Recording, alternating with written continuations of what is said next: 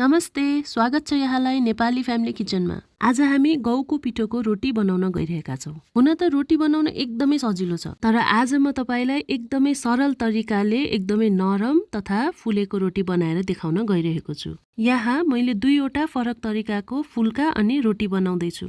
यस भिडियोमा मैले पिठो मुस्नेदेखि रोटी बेल्नेसम्म र ग्यास स्टोभमा राखेर पकाउने अनि फुलाउनेसम्म सम्पूर्ण प्रक्रियाहरू पुरा विस्तारमा देखाएको छु। यदि तपाईलाई हाम्रो भिडियो मन परेमा भिडियोको तल लाइक अनि हाम्रो च्यानललाई सब्स्क्राइब गर्न नभुल्नुहोला। सुरु गरौँ आजको हाम्रो रेसिपी।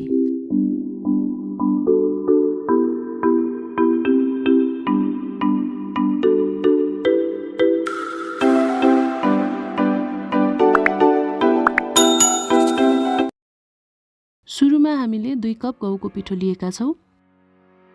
हामीले लिएको जति पिठोलाई यसरी जालीमा हालेर मजाले चाल्छौं। यसरी पिठो चाल्यो भने पिठो चाहिँ सफा छ भन्ने कुरा।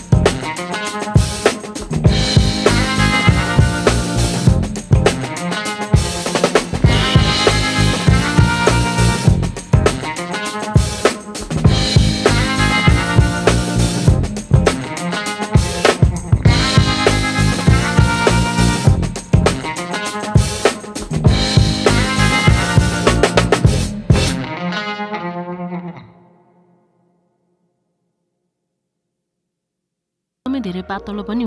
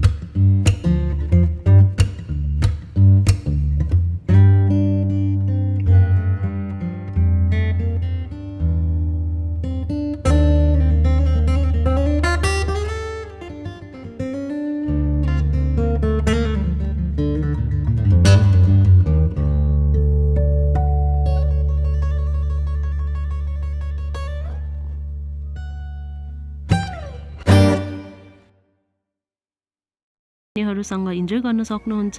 भिडियोलाई अन्तिमसम्म हेर्नुभएको लागि धेरै धेरै धन्यवाद। तपाईलाई हाम्रो प्रयास मन परेमा भिडियोमा लाइक, शेयर अनि नयाँ हुनुहुन्छ भने सब्स्क्राइब गर्न नभुल्नुहोला। साथसाथै हाम्रो फेसबुक, इन्स्टा र टिकटक पेजलाई पनि फलो गर्न नभुल्नुहोला। यस्तै मिठो मिठो अनि स्वास्थ्यकर रेसिपी लिएर हामी फेरि पनि तपाईमाझ आउने नै छौं। तबसम्मको लागि बाइ बाइ।